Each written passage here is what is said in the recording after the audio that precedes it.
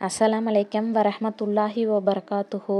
நம்ம ஓதக்கூடிய சின்ன சின்ன திக்ருகளாகட்டும், சூறாக்களாகட்டும், துவாக்களாகட்டும், இது எல்லாத்துக்குமே பொருள் தெரிஞ்சு ஓதணும்.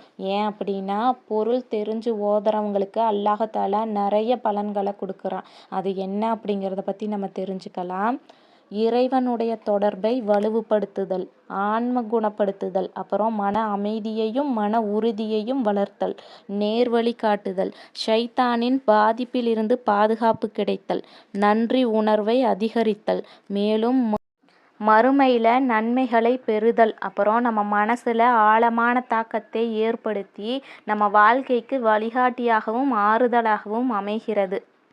இன்ஷா அல்லாஹ் இனிமேல் நம்ம ஓதக்கூடிய அனைத்திற்குமே பொருளறிந்து ஓதக்கூடியவர்களாக நம்ம இருக்கணும்.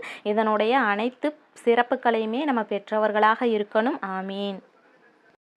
குர்ஆனில் 114வது சூறா சூரத்துன் நாஸ் பற்றி நம்ம தெரிஞ்சுக்கலாம். இதில் 6 வசனங்கள் இருக்குது. அந்நாஸ் அப்படின்னா மனிதர்கள். பிஸ்மில்லாஹிர் ரஹ்மானிர் ரஹீம். அளவற்ற அருளாளனும் நிகரற்ற அன்புடையோனும் ஆகிய அல்லாஹ்வின் திருப்பெயரால் துவங்குகிறேன். குல் அஊது பிரப்பின் நாஸ். நபியே, நீர் கூறுவீராக, மனிதர்களின் இறைவனிடத்தில் நான் பாதுகாவல் தேடுகிறேன். மலிக்கின் நாஸ். அவனே மனிதர்களின் அரசன். இலாஹின் நாஸ். அவனே மனிதர்களின் வணக்கத்திற்குரிய இறைவன். மின் ஷர்ரில் வஸ்வாசில் ஹன்னாஸ்.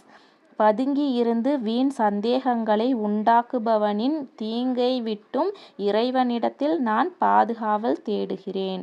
அல்லதி யுவஸ்விசு ஃபி சுதூரின் நாஸ். அவன் எத்தகையவனென்றால் மனிதர்களின் இதயங்களில் வீண் சந்தேகங்களை உண்டாக்குகிறான். மினல் ஜின்னதி வன்னாஸ். இத்தகையோர் ஜின்களிலும் மனிதர்களிலும் இருக்கின்றனர்.